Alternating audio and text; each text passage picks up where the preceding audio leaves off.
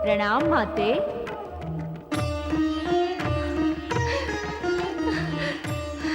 मेरा पुत्र।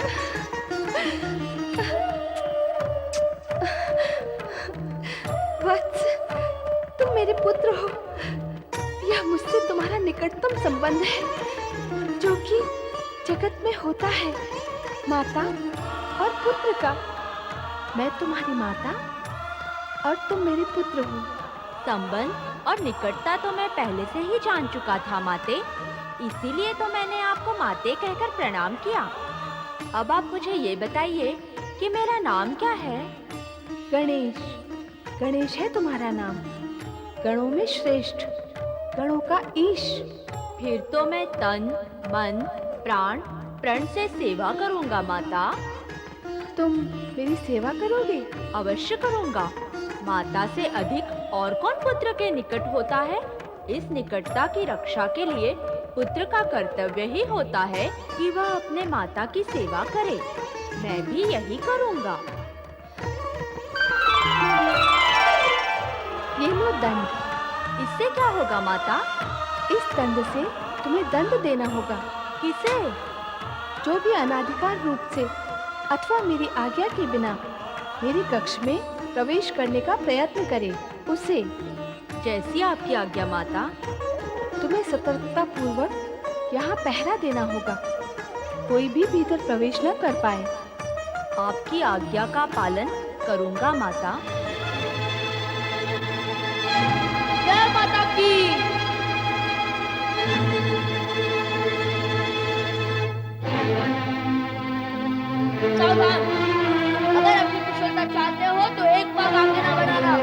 हे धृष्ट बालक, मेरा मार्ग अवरुद्ध करने वाला तू कौन है? मेरे स्थान पर खड़े होकर मुझसे प्रश्न करते हो कि मैं कौन हूँ? पहले बताओ कि तुम कौन हो? मैं महादेव हूँ। मुझे भीतर जाना है।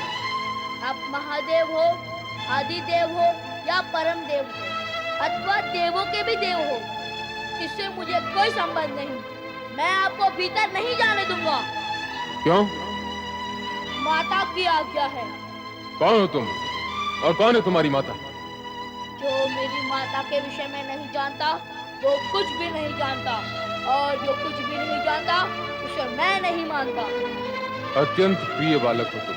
बालक अवश्य हूँ, पर अपने नियम का कट्टर पालक हूँ, और उनमें से भी नहीं हूँ जो अपनी प्रशंसा सुनकर अनुचित कार्य करने वालों को अनुचित ढंग से मार्ग दे देते हैं। ये तो तुम्हारी कर्तव्य निष्ठा है। अब मुझे भीतर जाने दो। मेरे कर्तव्यनिष्ठ होने और तुम्हारी कर्तव्यनिष्ठा में विश्वास करने से आज्ञा और मर्यादा का उल्लंघन करने का मार्ग तो नहीं खुल जाता, बल्कि मार्ग अधिक कठिन हो जाता है। माता की आज्ञा के बिना कुछ भी संभव नहीं है। नाम तो बताओ अपना और अपनी माता का, जिसकी आज्ञा से तुम यहाँ खड़े हो। अरे अखिल ब्रह्मांड की अधिष्ठात्री हिमालय सुता उमा भवानी शिवा देवी पार्वती माता को तुम नहीं जानते? मैं उनका पुत्र विश्वेश्वराय गौरी सुताय गणपति गणेश। गौरी सुत? मुझे अब तक याद नहीं कि गौरी ने तुम्हें कब जन्म दिया। याद होगा भी कैसे? मैं तो अजन्मा हूँ, शुद्ध बुद्ध नित्य मुक्त। तुम जाकर अपनी माता से पूछ कर आओ कि महादेव बाहर खड़े हैं और भीतर आना चाहते हैं। तुम अनुमति लेकर आओ, तब तक मैं यहीं खड़ा हूँ। हे जटाधारी महादेव, आप अवश्य ही परम ज्ञानी बुद्धिमान दिव्य पुरुष होंगे, पर निरा बुद्धिहीन तो मैं भी नहीं हूँ। आप मुझे मेरे स्थान से हटाकर मुझे मेरे कर्तव्य से भी हटाना चाहते हैं। जैसे मैं यहाँ से हटूंगा, आप भीतर प्रवेश करेंगे। नहीं नहीं नहीं, मैं यहाँ से कदापि नहीं हटूंगा। हठी बालक, तू हटेगा कैसे? माता ने डटने के लिए कहा है, हटने के लिए नहीं। ये किससे पाला पड़ गया कैलाशपति? तू जानता है 14 ब्रह्मांडों में मेरे मार्ग को अवरुद्ध करने का दुस्साहस कोई नहीं कर सकता। तू बालक है इसलिए। नहीं तो क्या युद्ध करने का विचार है? आ जाओ। बालक छोटा मुंह और बड़ी बात करता है। बड़ों के मुंह से बड़ी बात निकलेगी नहीं, छोटों के मुंह से आप बड़ी बात निकालने दोगे नहीं तो बड़ी बात जाएगी कहाँ? वैसे युद्ध के विषय में क्या विचार है? वाचाल, हट जा नहीं तो। बालक पर वार करना उचित नहीं। मेरे गण तुझे मेरा विचार बताएंगे। मेरे गण तुझे सद्बुद्धि देंगे। गणेश को गण सुबुद्धि देंगे? बात करो ये सब। आप क्रोध में हैं स्वामी? क्रोध का कारण है, इसलिए क्रोध में हूँ। क्या कारण है भगवान? वो दुष्ट बालक जिसने हमारा मार्ग रोका है। वो बालक कौन है भोलेनाथ, और कहाँ उसने आपका मार्ग रोका है? नंदी, तुम्हारी भी मति मारी गई है। एक तो उस बालक ने दृष्टा की, और अब तुम प्रश्नों की बौछार कर रहे हो।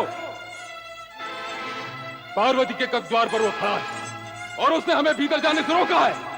जाओ, जाकर पता लगाओ वो बालक कौन है और कहां से आया है। बातें तो वो बड़ी बड़ी कर रहा है, पार्वती से अपना संबंध जोड़ रहा है। जाओ, जाकर उसे तुरंत वहां से हटाओ। जाओ। जैसी आपकी आज्ञा भोलेनाथ। आओ भृंगी, चलो मेरे साथ।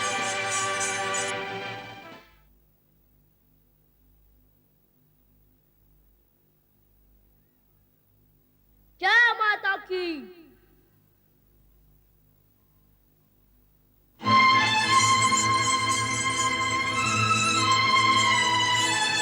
सावधान! एक पक्षी माता की कक्ष की ओर बढ़ाया तो माता का नाम लेके माथा फोड़ दूंगा तुम सबका। बालक तो बड़ा उद्दंड है। तो दंड नहीं, हाथ में दंड है, और ये दंड मर्यादा का उल्लंघन करने वालों को दंडित करने के लिए है। बातें तो बड़ी बड़ी करता है, पर तू है कौन?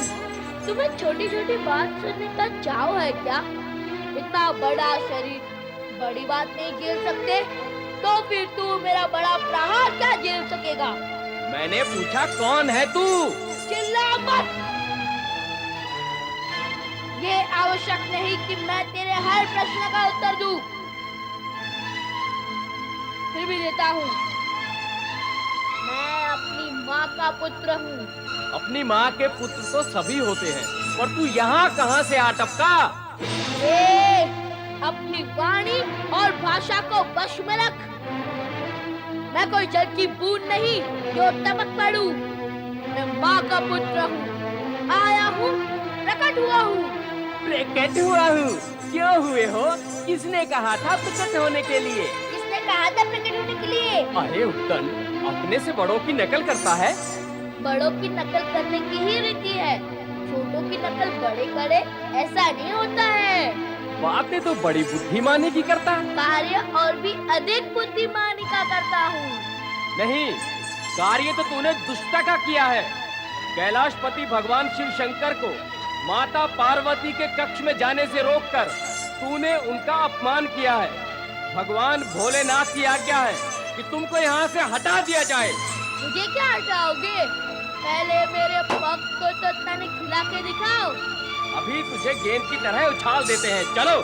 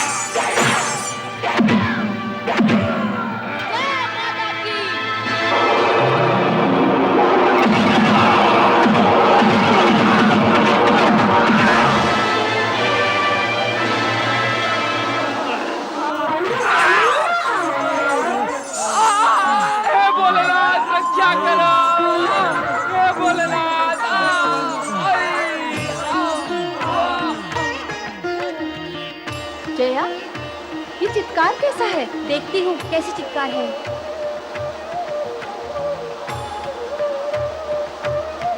जय माता की।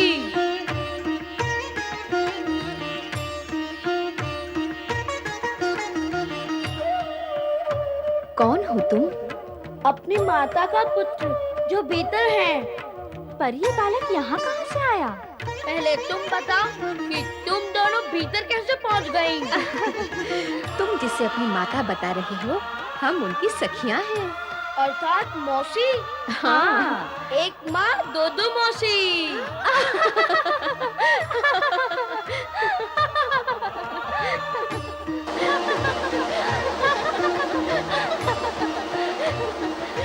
तुम गई थी चित्कार सुनकर और लौटी हो हंसते हुए, क्या हुआ? वहाँ बाहर एक बालक खड़ा है, हाथ में डंडा लिए हुए हैं।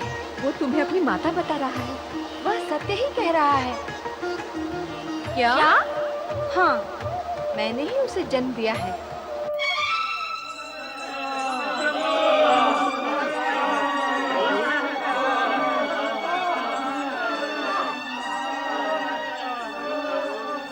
एक बालक के हाथों पिट गए तुम सब।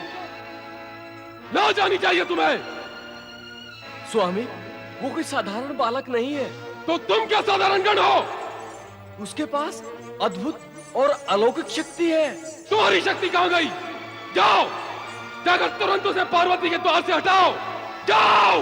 भगवान, वो फिर भी ना माना तो? तो देवी पार्वती से कहो उसे वहां से हटाए। जाओ। इस बार तुम निकट आए या कक्ष की ओर बढ़ने का दुस्साहस किया तो मैं तुम सबको उठाकर फेंक दूंगा।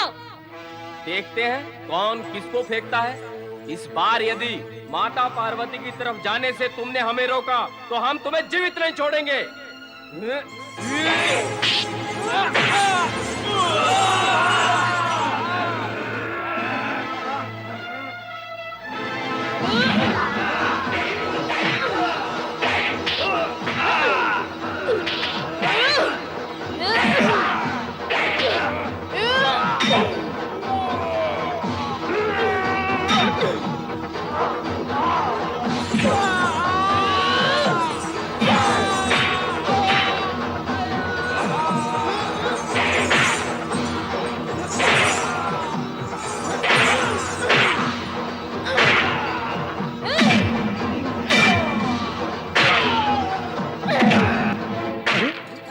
ये कैलाश पर कैसी विचित्र लीलाएं हो रही हैं और भगवान शिव मौन है। देवर्षि, मेरा विचार है कि हमें तुरंत कैलाश पर चलकर स्थिति का ज्ञान करना चाहिए। उचित है देवराज। चलो हम शिवजी से ही पूछते हैं ये क्या हो रहा है, क्यों हो रहा है। नारायण नारायण। कैलाशपति देवाधिदेव भगवान शिव शंकर की जय। हे भोलेनाथ, कैलाश पर यह कैसा उत्पात और आर्तनाद छा रहा है, आप इसे रोकते क्यों नहीं? प्रयत्न तो कर रहे हैं। पार्वती के कक्ष के बाहर एक उत्पाती बालक डंडा लिए खड़ा है। ना वो हमें भीतर जाने दे रहा है, ना गण को। अब एक बालक पर हम अपनी शक्ति का प्रयोग कैसे करें? पर यह बालक है कौन प्रभु? और अचानक कैलाश पर कैसे प्रकट हो गया? स्वयं को माता का पुत्र बताते हुए वो पार्वती के कक्ष की ओर संकेत करता है। अब वो वहां से हटे तो हम भीतर जाएं और पूछे पार्वती से कि तुम्हारा ये पुत्र कहां से प्रकट हुआ है। हे भोलेनाथ, आपकी लीला भी न्यारी है। जो माता पार्वती का पुत्र होगा वो आपका भी तो पुत्र होगा। आप तो माता पार्वती से पूछेंगे, परंतु हम सब किससे पूछेंगे? हाय भोलेनाथ, उस बालक से हमारी रक्षा करे। उसकी लाठी में अद्भुत शक्ति है महेश्वर। एक बार और उसके सम्मुख गए तो जीवित नहीं लौटेंगे।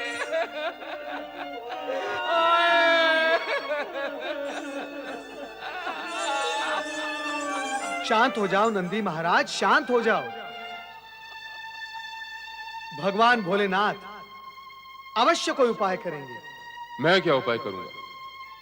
उस बालक की दुष्टता और धृष्टता पर यदि मेरा क्रोध जाग उठा तो अनर्थ हो जाएगा।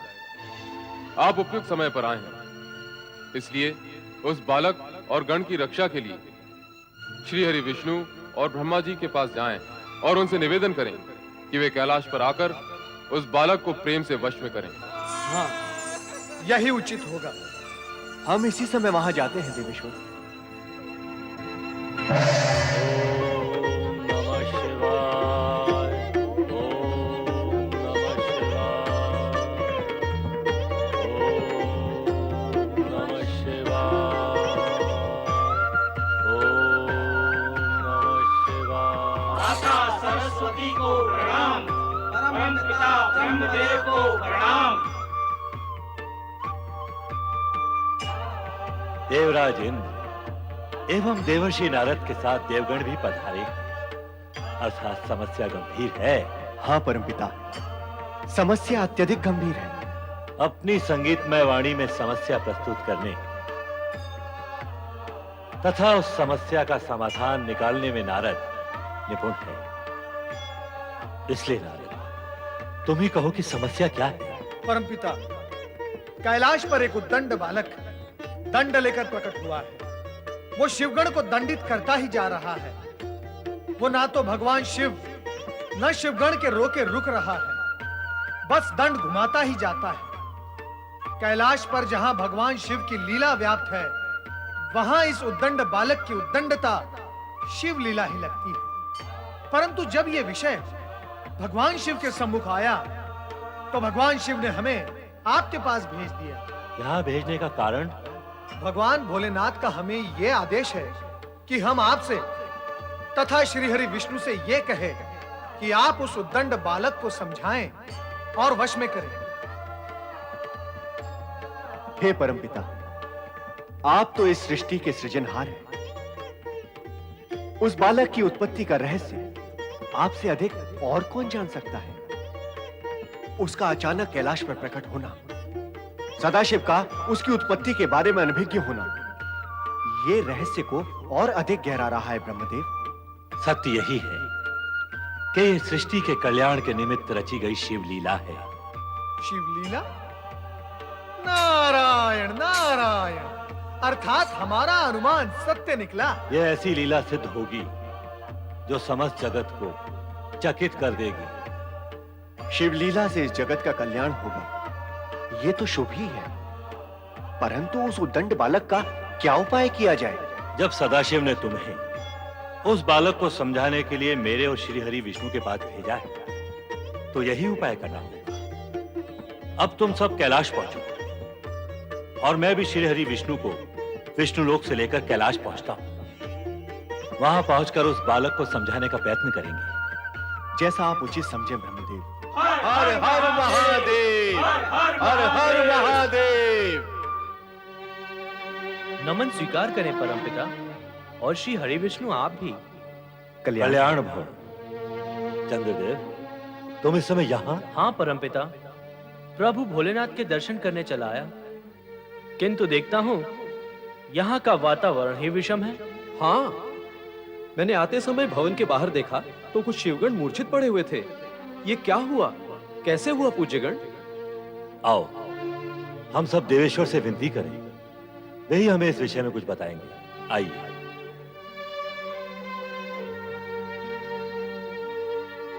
ओम नमो भगवते रुद्राय।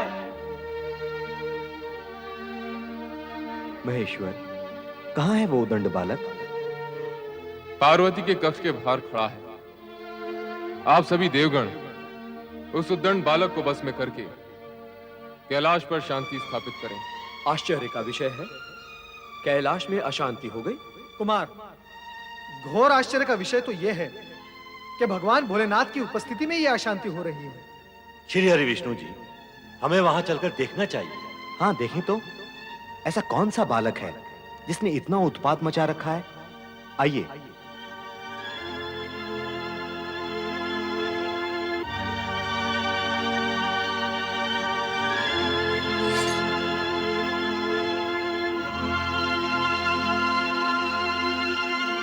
सावधान!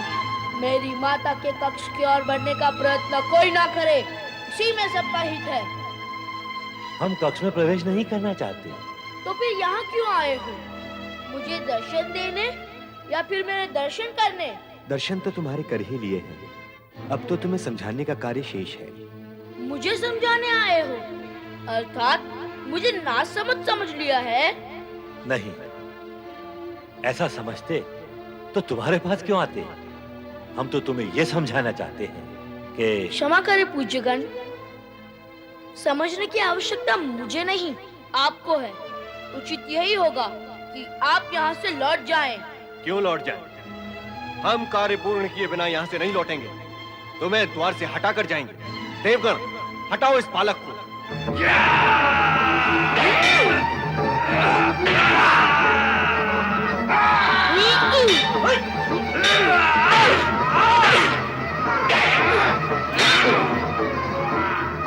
ला, मैं स्वयं तुझे हटा देता हूँ।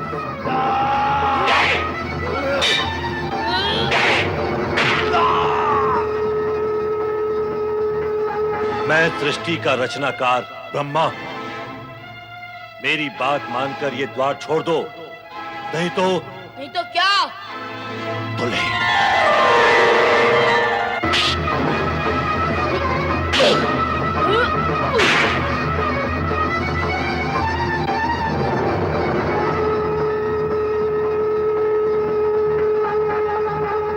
का पालनहार श्री हरि विष्णु तुमसे ये निवेदन करता हूं कि द्वार छोड़ दो। मेरी माता की आज्ञा के अनुसार ये संभव नहीं। नहीं।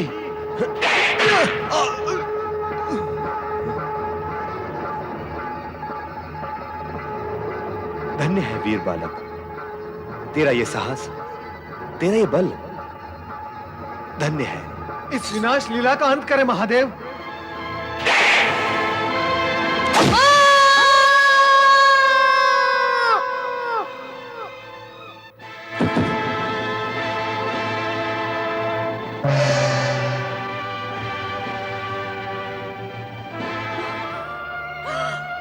गणेश, मेरा पुत्र, क्या हो गया तुझे?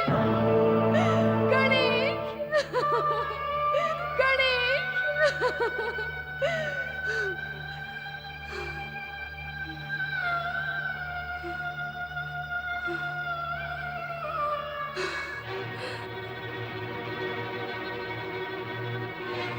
किसने किया ये दुष्कर्म? उत्तर दो। क्या अपराध किया था इस बालक ने? उत्तर दो।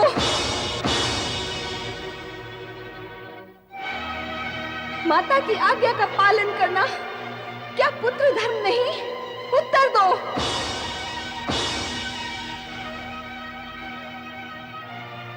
तुम सबका मौन सर्वनाश का सृजक होगा।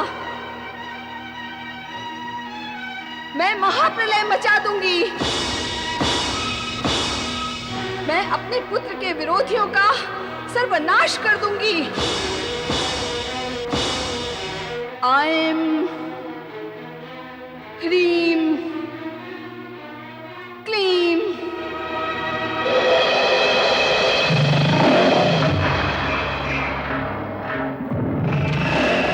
स्मांडा देवी प्रकट हो।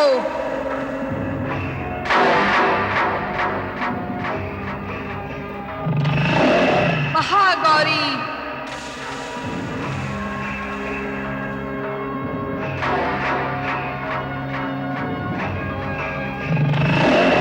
ब्रह्मचारिणी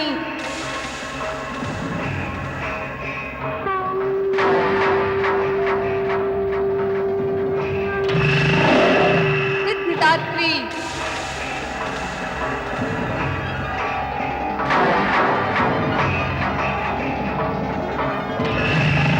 कात्यायनी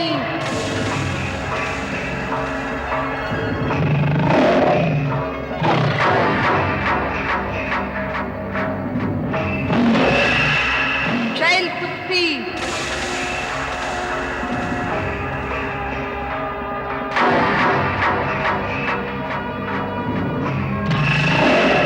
चंद्रघंटा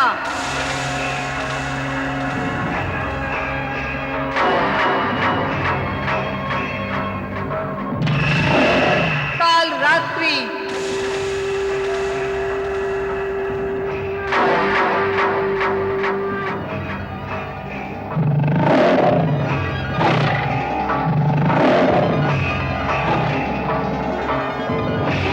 हे शक्ति स्वामिनी आज्ञा दे। हे प्रबल शक्तियों महाप्रलय मचा दो।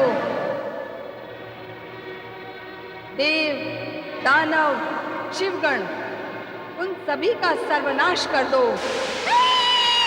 हे महाशक्ति, हे महामाया, हमें क्षमा कर दो, क्षमा कर दो।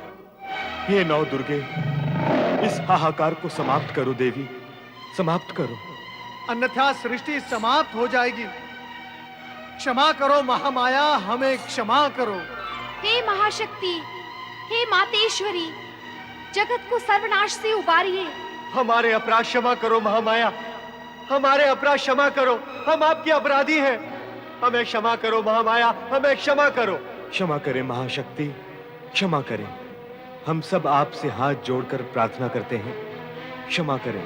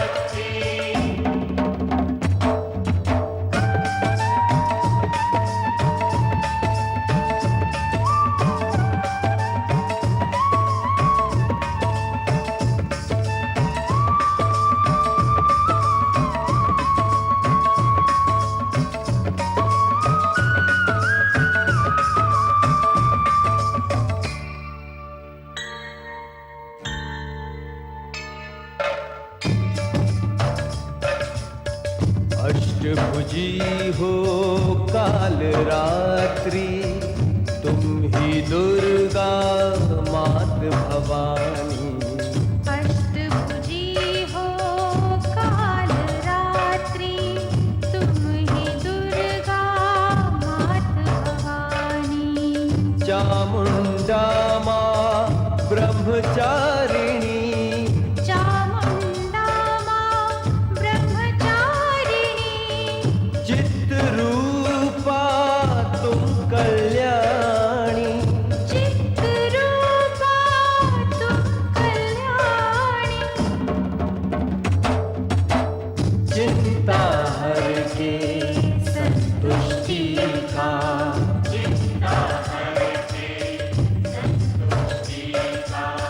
वर दे देती हो कात्यायनी।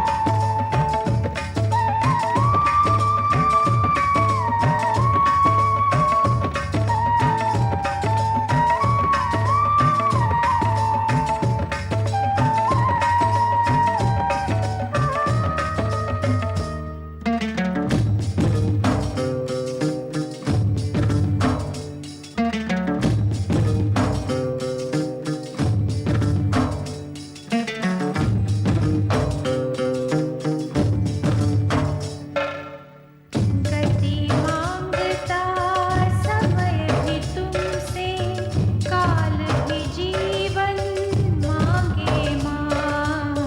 गति मांगता समय भी तुमसे, काल भी जीवन मांगे मां। मेघ भी जल की भिक्षा चाहे, मेघ भी जल की भिक्षा चाहे। बिजुली गर्जन मांगे मां। बिजुरी गर्जन मांगे मां। देव कुबेर भी आके द्वारे,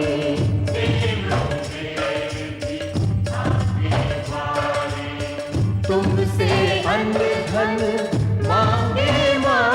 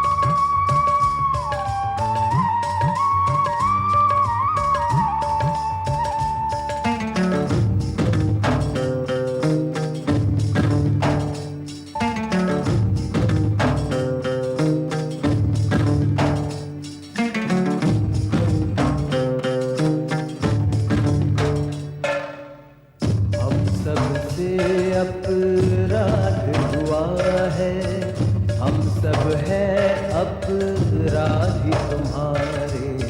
हम सबसे अपराध हुआ है, हम सब है अपराधी तुम्हारे।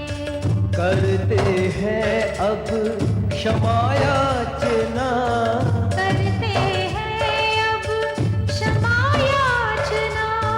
शीश झुकाए बाह पसारे, शीश झुकाए बाह पसारे। श्वासों के संग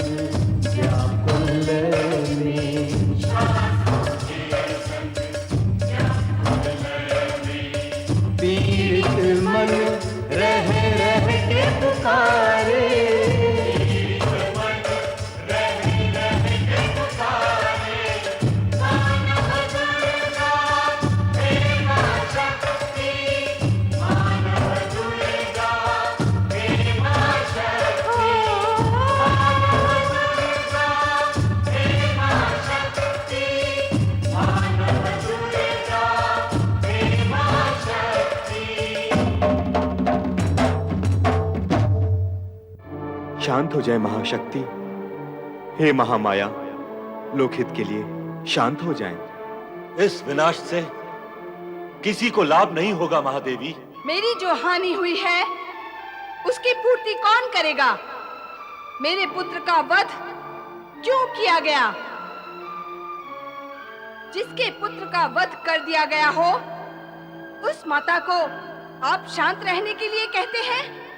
क्या ऐसी माता शांत हो सकती है? फिर आप कैसे शांत होंगी महामाया? एक तो मेरे पुत्र गणेश को पुनर्जीवित करें, दूसरा देवताओं में वो सर्वप्रथम पूजित हो ऐसा अधिकार दें, तभी मैं शांत होऊंगी, अन्यथा महाप्रलय अनिवार्य है। हम प्रयत्न करते हैं, भगवान शिव से प्रार्थना करते हैं। भगवान भोलेनाथ गणेश को अवश्य पुनर्जीवन देंगे। हे महाशक्ति, हे महामाया, देवताओं में वो सर्वप्रथम पूजित हो ऐसे अधिकार को भी भोलेनाथ स्वीकार कर लेंगे। अब हम सब सदाशिव के पास जाते हैं।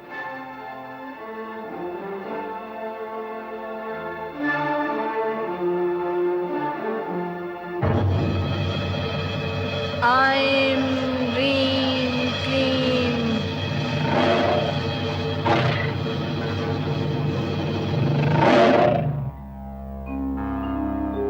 वो बालक गणेश है। माता पार्वती और आपका पुत्र। उसे जीवित करना होगा देवेश्वर, अन्यथा देवी पार्वती संहार नहीं रोकेंगी प्रभु। उस उद्दंड बालक का वध करना मेरा उद्देश्य नहीं था, पर उसकी भयानक युद्ध वृत्ति का अंत करना भी आवश्यक था। मैं जानता हूं कि गणेश शक्ति रूपनी पार्वती का पुत्र है। उसे पुनर्जीवित तो होना ही है। ये शुभ कार्य आप ही करेंगे देवेश्वर। हम सभी की इच्छा है कि बालक गणेश पुनर्जीवित हो, इसलिए यह कार्य हम सब मिलकर करेंगे। आरंभ श्री हरि विष्णु करेंगे। मुझे क्या करना होगा भोलेनाथ?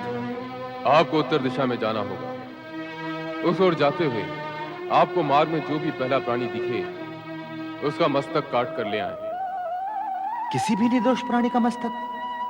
शेष विचार आप स्वयं कर लें। किसी भी निर्दोष प्राणी के साथ अन्याय नहीं होना चाहिए।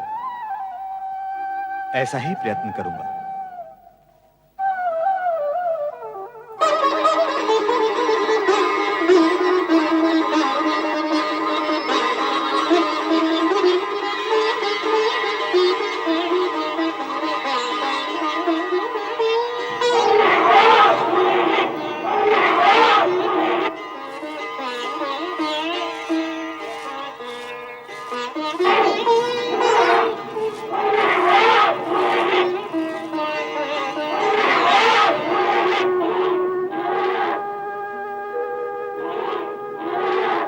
आपको उत्तर दिशा में जाना होगा। उस ओर जाते हुए आपको मार्ग में जो भी पहला प्राणी दिखे उसका मस्तक काट कर ले आए। यही तो है पहला प्राणी, इस निर्दोष का मस्तक।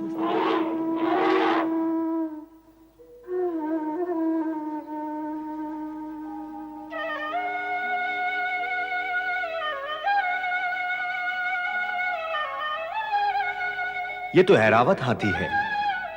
ये निर्दोष नहीं है, ये श्रापित है जो स्वर्गलोक से पृथ्वीलोक पर पतित हुआ है। इसका मस्तक बालक गणेश के लिए उपयुक्त रहेगा।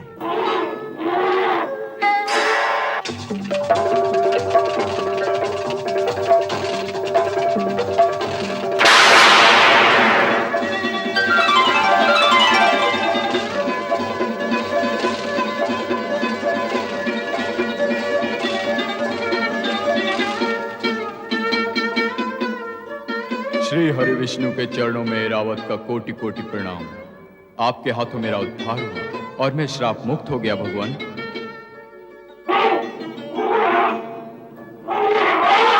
तुम्हारा श्राप काल पूर्ण हो गया था ऐरावत। विधि के विधान में एक एक पल की गणना और गणित है। भगवान शिव द्वारा गणेश का मस्तक काटना और उन्हीं के आदेशानुसार मेरा उत्तर दिशा में जाकर तुम्हारा मस्तक काटना ये संयोग मात्र नहीं है।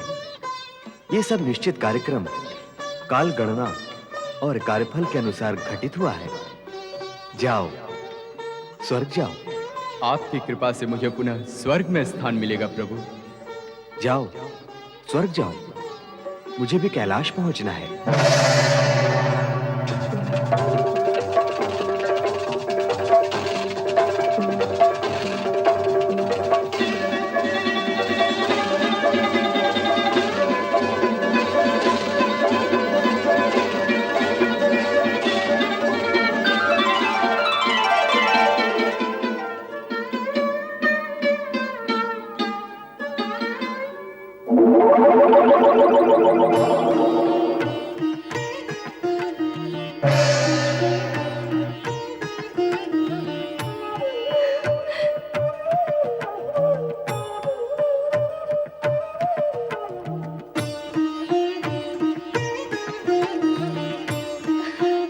जय माता की।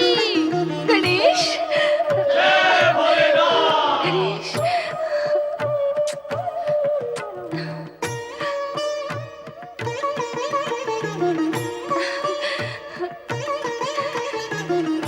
चलो तुम्हारे पिताश्री को प्रणाम करो।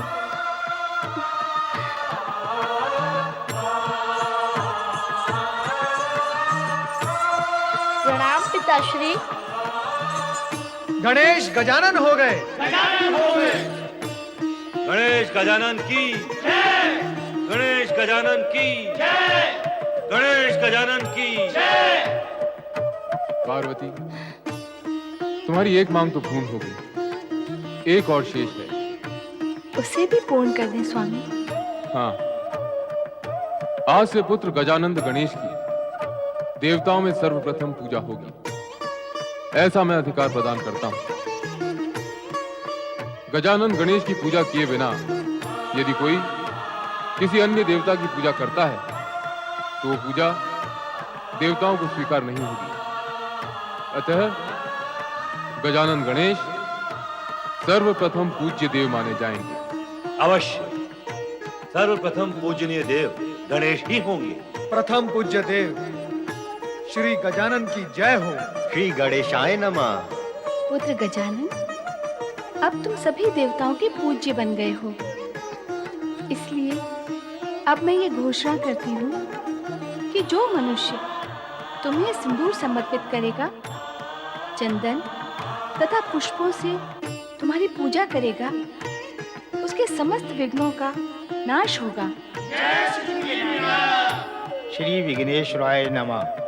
पुत्र गजानन, तुम भाद्रपद शुक्ल पक्ष की चतुर्थी के दिन उत्पन्न हुए हो, इसलिए यह दिन गणेश चतुर्थी के नाम से प्रसिद्ध होगा।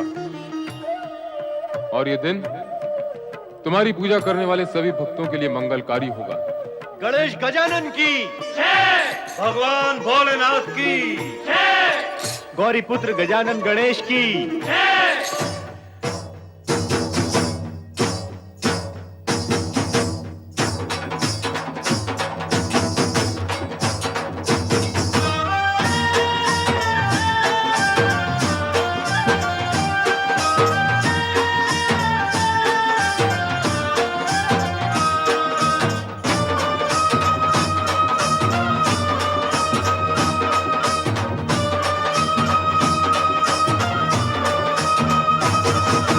जय जय गौरी पुत्र गणेश, जय जय गौरी पुत्र गणेश, जय जय गौरी पुत्र गणेश, जय जय गौरी पुत्र गणेश। सर्वदेव के प्रथम पूज्य हो, परम हितैषी तुम हो हितेश। सर्वदेव के प्रथम पूज्य हो, परम हितैषी तुम हो हितेश। जय जय गौरी पुत्र गणेश, जय जय गौरी पुत्र गणेश।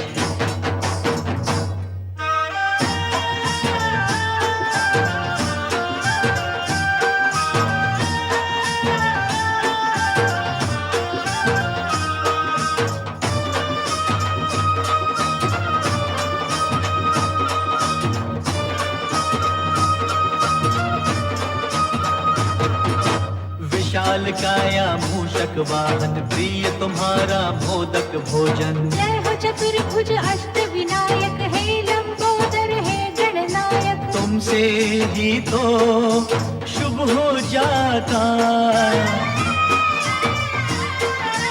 तू ये सारा परिवेश।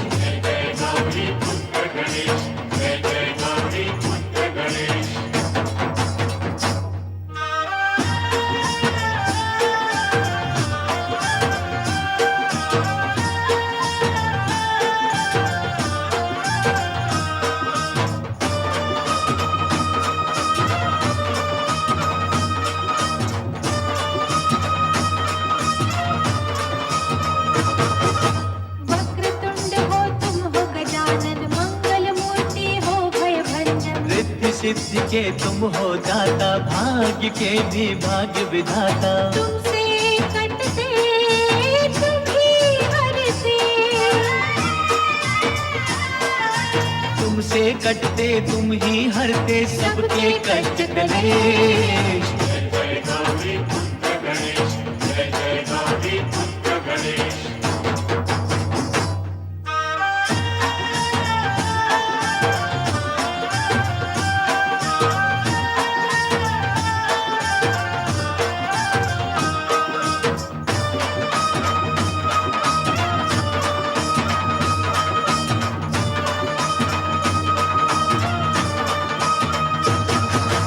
विघ्न हरता हो तुम सुख करता, जग के पालक हो दुख हरता। तुम ही करता तुम ही कारण, अर्थ समर्थ हो शुभ गुण कानन। तीनों लोक में शेष सभी हैं,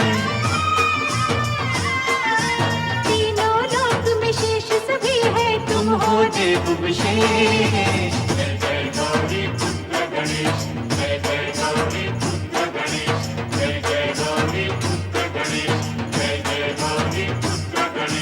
सर्वदेवों के प्रथम पूज्य हो, परम हितैषी तुम हो हितेश। सर्वदेव के प्रथम पूज्य हो, परम हितैषी तुम हो हितेश।